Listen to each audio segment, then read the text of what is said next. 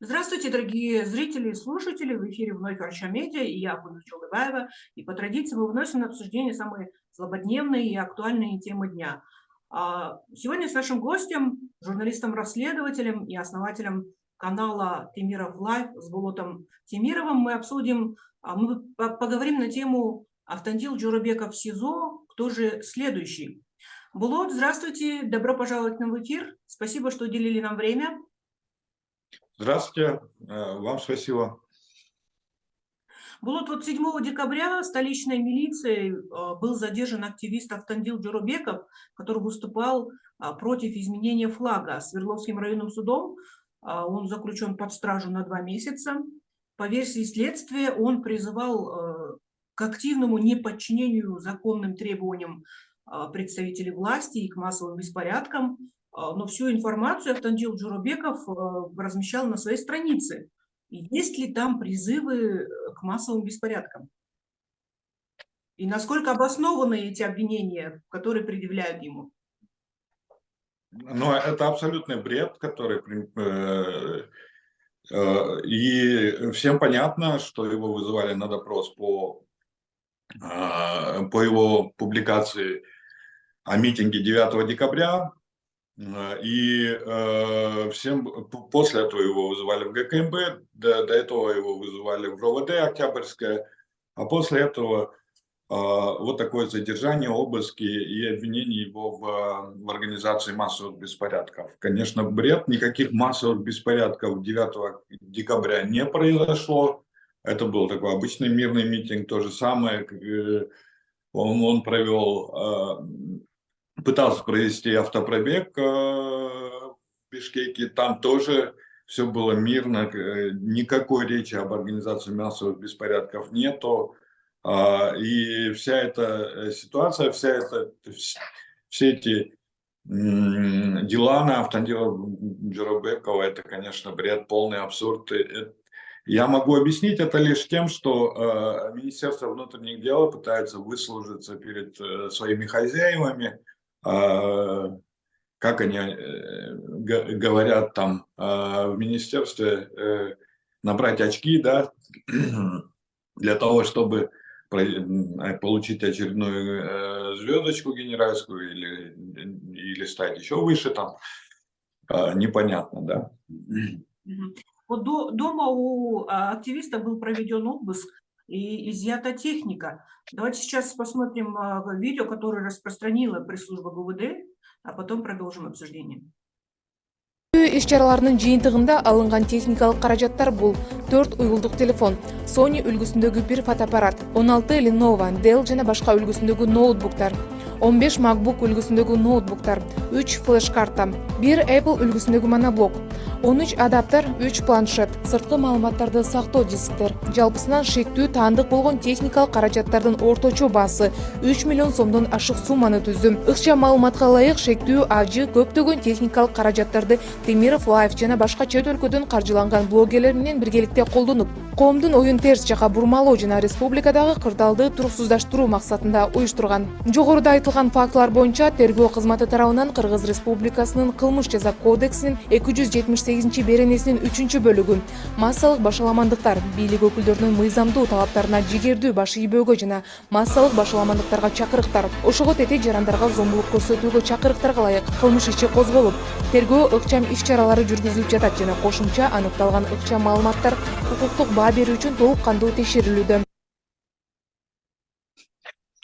Вот мы только что видели изъятую технику, и по видео видно, что большинство это новые ноутбуки, а в материале говорится о том, что технику активист использовал вместе с командой вашего канала и с другими блогерами. Вы уже опровергли эту информацию, назвали абсурдом. Так почему же милиция выдвигает подобную версию? Ну, потому что им надо было слово Темиров Лайв добавить в какую-то, ну, в любую ситуацию, в пресс-релиз, потому что на протяжении последних 2 недель происходят различные провокации со стороны МВД в отношении нашей команды, и это вот очередная попытка испугать, напугать или дискредитировать нашу команду, да, но это им не получилось, не удалось. Но на самом деле это вот нельзя безразрывно рассматривать в цепочке, без цепочки событий, которые произошли. 2 недели назад мы опубликовали расследование про Улана Ниязбекова. Выпуск этого во время подготовки и выпуск этого расследования пытались помешать. Сотрудники МВД вовсю демонстративно снимали на камеру наших сотрудников, опрашивали соседей. Тем самым они откровенно показывают, что мы за вами следим, если вы выпустите, будет вам плохо. Мы выпустили это расследование. После этого расследования к нам обратился потерпевший от Улана Ниязбекова, который дал интервью. И мы показали это интервью. Хотя до выпуска этого интервью, опять же, помнишь, тебя вызвали на допрос, и тебе сказали, что Махаббат Таджиккызы тоже вызвана на допрос. Махаббат Таджиккызы, директор нашей команды. Вот. И почему все это происходило? Потому что причем на допрос тебя вызвали аккурат после того, как Махаббат выехала в Казахстан на конференцию. И то есть пока она находилась в Казахстане, они всячески пытались напугать, чтобы она убежала дальше, да, ну, по их непонятной логике, она должна была испугаться, уехать дальше, и все, и Темиров Лайф развалился бы, да, по их непонятным соображениям. Да, и в пятницу они выпускают это видео, ну, то есть пресс-релиз, причем поздно ночью, и очень многие вещи они ночью делали в субботу, потому что, ну, когда они выпустили этот пресс-релиз, мы вторую часть интервью уже дали, да, на допрос они вызывали до первой части. Мы, несмотря на их запугивание и допросы, выпустили первую часть интервью Гаврилова. После вот такого присобачивания нас к делу Автандила Джурубекова, мы выпустили вторую часть, потому что, ну, мы говорим им, что мы не боимся. И вот они продолжают нам мстить, сейчас огромное количество, но Махаббат все равно вернулась, не убежала, вчера она прилетела в Кыргызстан, и мы уверены, что месть со стороны Улана Ниязбекова будет, и она будет в виде уголовных дел, в виде вот таких вот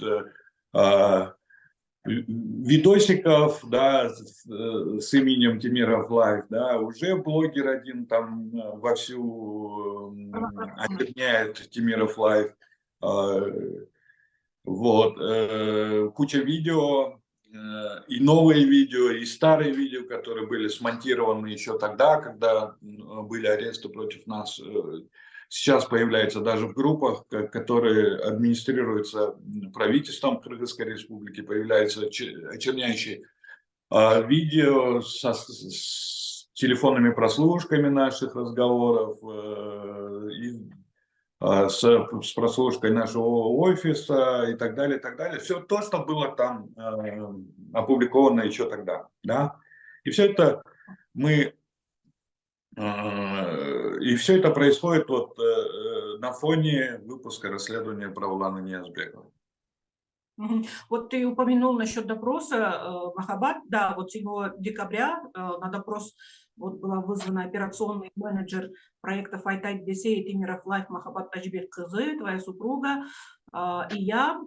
Поводом для вызова вот в милицию послужило письмо депутата Джуркеша, которое, кстати, я видела у следователя Надиры Нарматовой, на имя министра внутренних дел Улана Ниязбекова, где она просит принять меры в отношении меня и Махаббат, и народная избранница просит защитить ее честь и достоинство. Хотя мы все понимаем, что это гражданское дело и должно рассматриваться в суде. Но МВД дает ход этому делу, и почему-то в рамках доследственной проверки проводятся допросы. То есть ты подтверждаешь, что это делается, то есть здесь есть личная заинтересованность министра внутренних дел, да? Потому что Заявление было 17 ноября, а вызывают на допрос нас 7 декабря. И получается, вот как ты рассказал, значит, они держали это, и Но, как бы это акт вторжения, да, запугивания. ну смотри, Гундус, 17 ноября депутат Джабаркнеша Надина Нарматова подает заявление, да, вот прошу защитить мою честь и достоинство. Что должен был ответить министр внутренних дел? Он должен был ответить: извините, это не уголовное дело, это не рассматривается МВД, и обращайтесь с этим иском в гражданский суд, с гражданским в суд. И там пусть суд уже примет меры, да? Но они этого не делают, они открывают досудебное расследование. Значит, соответственно, ну, прямая связь, что они нарушают закон и так далее, либо это просто повод для того, чтобы услышаться перед Нарматовой, там, перед депутатами, перед другими высшими чинами, и заодно убрать, скажем так, команду, которая делает расследование, которая раскрыла его особняки, раскрыла его нефтяной бизнес его семьи, раскрыла его недвижимость на берегу Иссык-Кули, гектар целый. Ну, то есть огромное количество нарушений с его стороны, непонятно откуда взявшиеся доходы, и то, что он занимался бизнесом, будучи сотрудником органов внутренних дел, это все было показано, причем это не он один в этом замешан, его покрывало и судебные органы, и прокуратура, органы ГКМБ и так далее. Вот. Мы все это показали. Естественно, как появляется тут же заявление Надира Нармата на имя министра внутренних дел, и они начинают досудебное расследование, да, и вызывают на допрос. Но пока они прямых обвинений против нас не выдвигали, да, то есть и вызов на допрос, это вот такое, типа, ну, какие-то, вы знаете, как бандиты действуют? Они никогда не говорят, напрямую не угрожают, да, они, бандиты, они намекают, да, подходят и говорят, вот, типа, вот смотрите, мы есть, вы есть, что будем делать, да, вот в таком плане, да. И Министерство внутренних дел действует так же, как бандиты, да, они напрямую не угрожают, они не говорят, мы вам, на вас возбудим дело, или там, просто говорят, вот допрос, пожалуйста, дальше додумайте сами, что произойдет с вами, да, то есть это такая бандитская риторика со стороны Министерства внутренних дел. Ну, давайте дождемся прямых угроз, дождемся прямых их действий, да, бандитских, антизаконных, вот, против нас.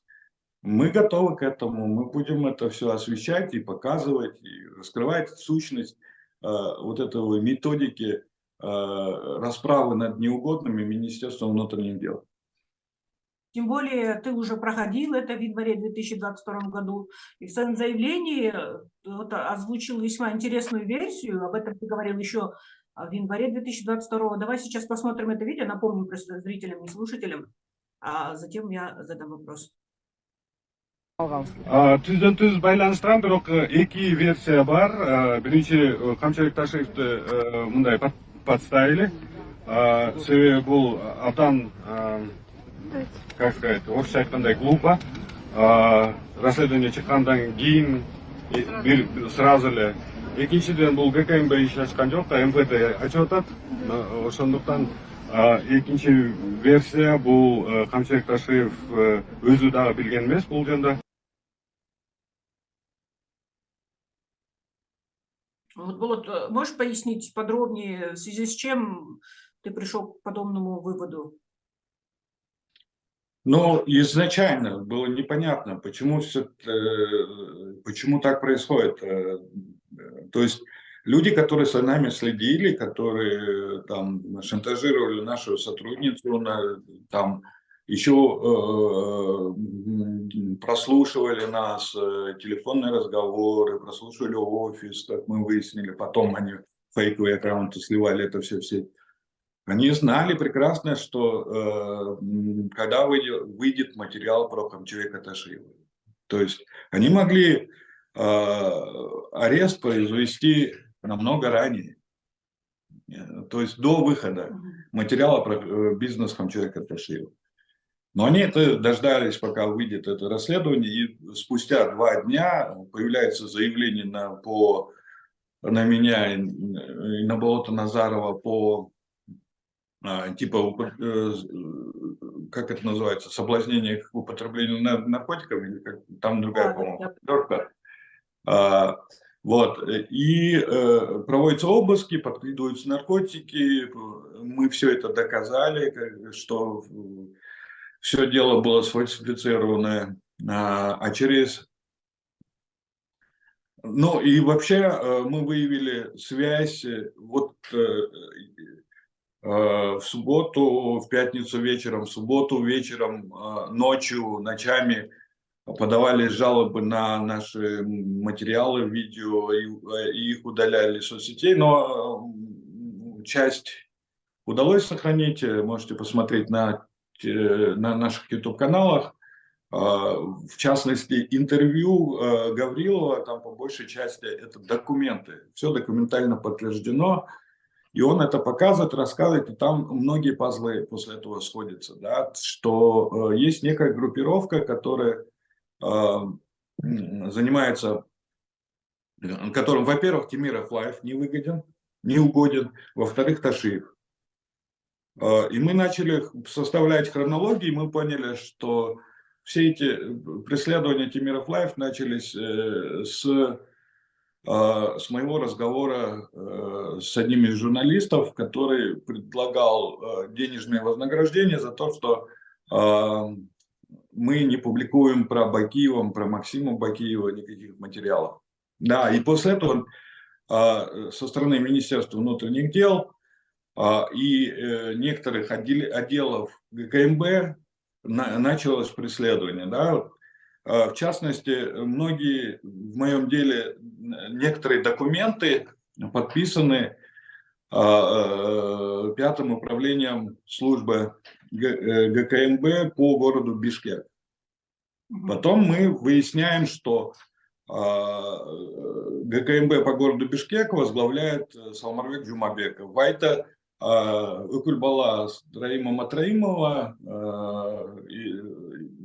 сын Сабыра Джумабекова, вот, и насколько я знаю, имеет связи с Ниязбековым, да, то есть вот эта группировка Бакиев и все дискредитирующие видео распространяют сейчас именно бакиевские тролли, которые восхваляют Бакиева, и это нам показалось очень странным, да, и вот эта связка Бакиев, Ниязбеков, Матраимов, Кульбаев, да, вот эта связка почему-то не взлюбила Ташиева.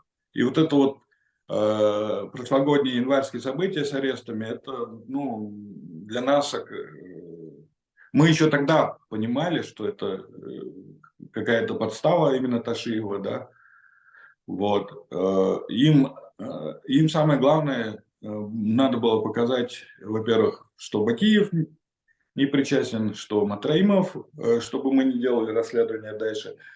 Вот, и сейчас, и мы, кстати, в том году очень много делали расследований именно по Улану Ниязбекову. Да? Мы доказали тогда, что Улан Ниязбеков выводит сотрудников в гражданском на антимитинг, которые проходили у Министерства внутренних дел, да, против Улана Ниязбекова. Да? То есть мы это доказали.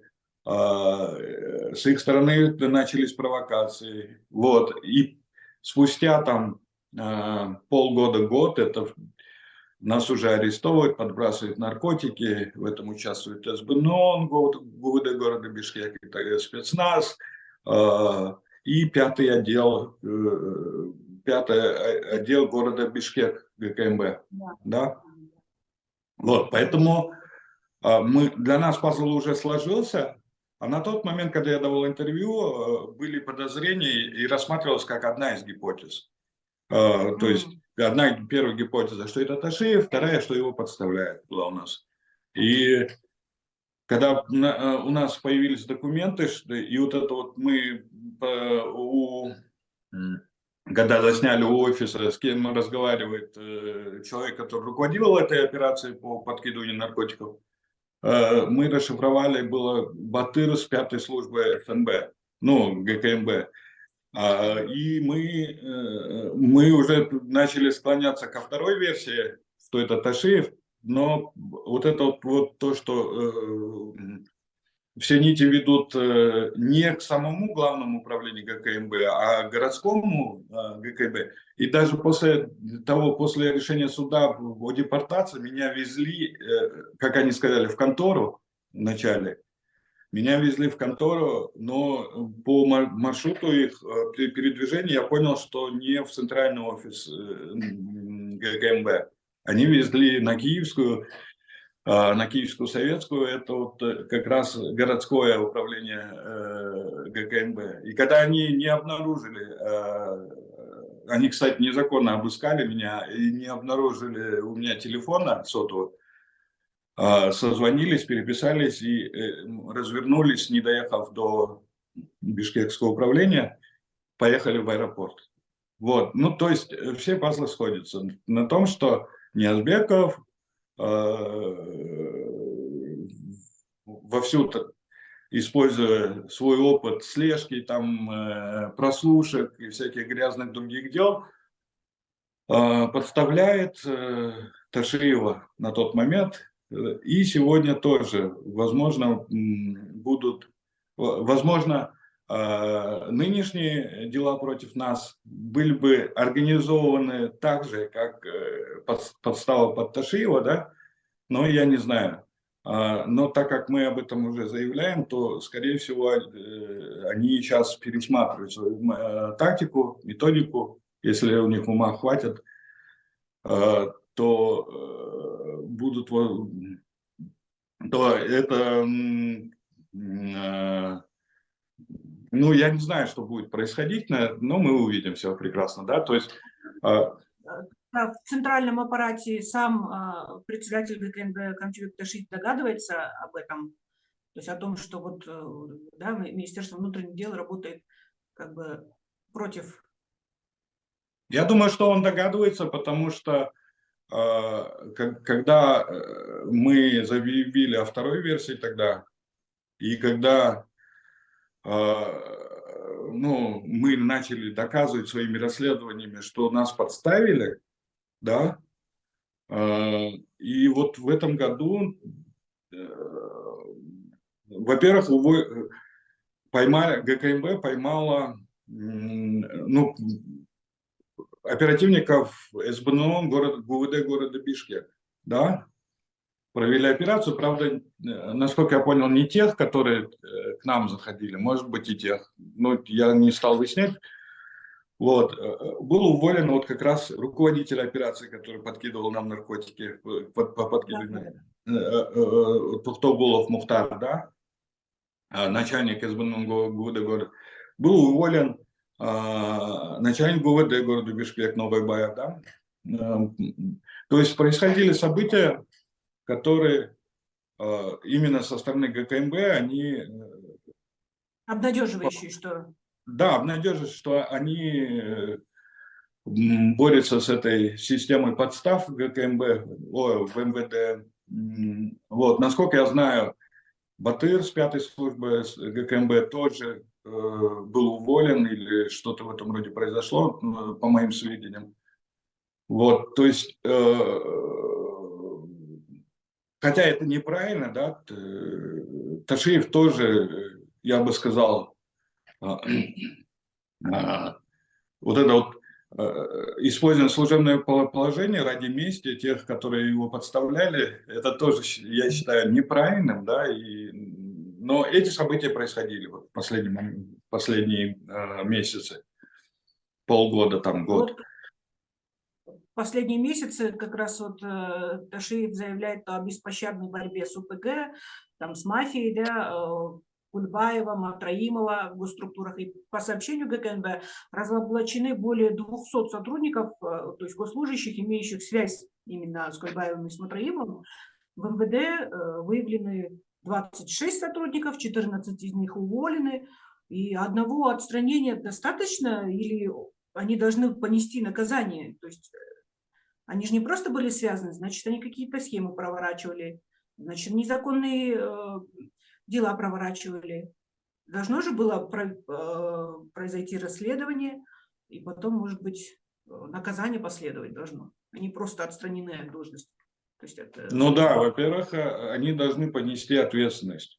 Во-вторых, не только сотрудники, исполнители, да, должны понести ответственность. Должны понести ответственность, кто им давал приказы. Это самое главное зло в Кыргызстане. Это те люди, которые дают эти приказы. Те люди, которые назначают их на эти должности. Те люди, которые преследуют, уничтожают вообще людей, неугодных им. Да? И, пожалуйста, мы показали, что связи Улана Ниязбекова с тем же Матраимовым, с тем же Кульбаевым, да, пожалуйста, вот, злоупотребление должностным полномочием, да, нарушение кучи законов, да, уголовного кодекса со стороны Улана Ниязбекова, хотя бы взять даже конфликт интересов, хотя бы взять даже занятие бизнесом, будучи сотрудником органов внутренних дел, да,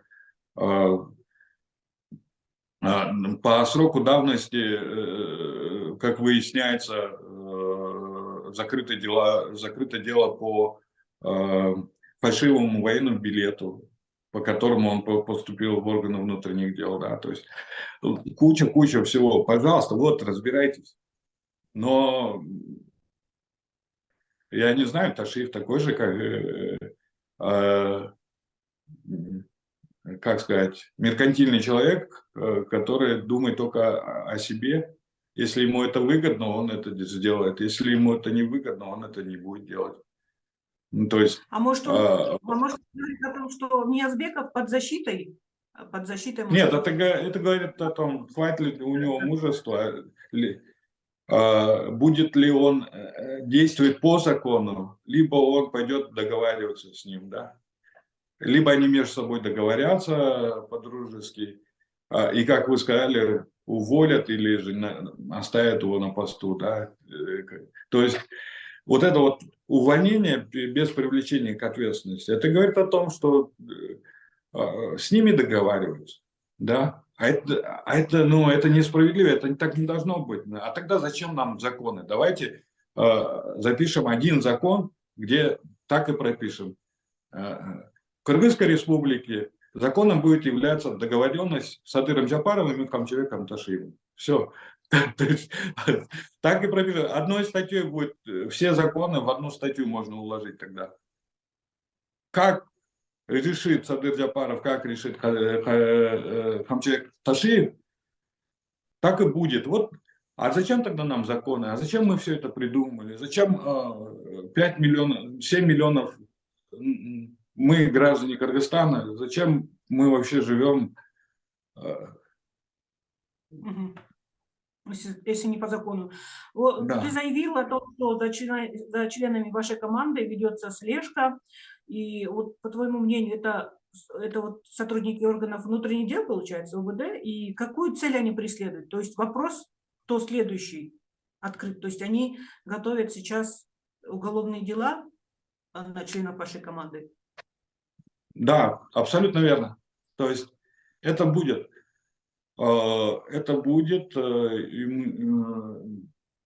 Сейчас идет слежка. Сейчас видно, что они активизировались. Это будет, и скорее всего, они уже фальсифицируют эти уголовные дела, собирают, ночами не спят. Вот. Поэтому можно это ожидать. в ближайшее время, что на наших сотрудников возбудят уголовные дела, но мы тоже не будем сидеть сложа руки, мы будем бороться. Для них мы, конечно, букашки, назойливые, с которыми можно вот так раздавить, используя свои властные полномочия. Но это не так. Мы будем продолжать призывать действовать по закону, чтобы законность в стране работала на деле, а не на словах, да. Мгм. Да. А Махабад сейчас в безопасности? Ты сказала, она вернулась в страну. Ее больше на допрос не вызывали, она в безопасности сейчас, все А, ли с ней хорошо? Но и тогда, по сути, не вызвали. Как я уже говорил, это было элементом запугивания для того, чтобы не вышло интервью. После этого был вот этот вот пресс-релиз с намеком, что мы вас присобачим к делу Автандила. Если вы выпустите, будете продолжать в таком же духе, мы выпустили, несмотря на это, второе интервью. Вот. Махабад в стране, в Кыргызстане, да, сейчас она не в тюрьме, не в СИЗО, не на допросе. Вот. Я думаю, мы ждем их шагов. Какие шаги министр предпринят на этой неделе. Мгм. И вот пусть это будет Да, твой мы, последний кстати, уже вопрос. видим, помимо этого, что у них еще есть вторая методика фальсификации уголовных дел. Это, допустим, подкидывать в компьютеры, в оборудование различного рода улики, якобы доказательства. Я помню, мы с Мирланом Ураимовым, когда общались, он рассказывал и показывал, я в этом удостоверился, и у него железное доказательство того, что не он заходил на свой аккаунт, и не он писал эти посты, за которые его привлекли по уголовному делу. Осудили. Да, осудили. Мы заметили, что дома у нашего сотрудника подозрительная активность была, были загрузки и выгрузки в интернет, его не было дома, он пришел домой, он был в отъезде, и когда он пришел, он увидел, что была большая активность с его роутера, с его интернета, и мы подозреваем, что это неспроста, что идет очередное формирование фальсификации уголовных дел против наших сотрудников, и это, посмотрим. И мой последний вопрос, все-таки давай вернемся к Джоробеку, да, Автандилу, к его делу. Тут состава преступления нет, мы все понимаем. Как теперь дальше должен пройти процесс, если по закону? По закону сотрудники МВД должны выйти и извиниться и сказать: извините, у нас у страха глаза велики, мы перестарались, возбудили дело. Если бы там 9 декабря произошли массовые беспорядки, Автандил бы сидел бы, и наша версия, гипотеза была бы доказана. А так как никаких массовых беспорядков вообще речи не идет, мы не нашли никаких доказательств, извините, мы отпускаем Автандила Джоробекова, до свидания. Да? Вот так должны признавать свои ошибки люди, которые защищают наши права и беспокоятся за нашу безопасность. Но такого не произойдет. Это может быть в другой какой-то стране, где работают законы. Но такого сейчас не произойдет. Они будут до упора фальсифицировать на всех уголовные дела, до упора доведут это дело до суда. Вот. А что значит доведут? Да, что значит доведут до суда? Это значит, что они будут держать его в тюрьме. А это высшая мера пытки. абсолютно невиновного человека содержать в тюрьме, унижать его вот такими вот пакостными пресс-релизами. Кстати, пресс-службе МВД огромный привет. Они за все ответят, когда придет время. И сотрудники пресс-службы МВД тоже ответят за участие в этих провокациях.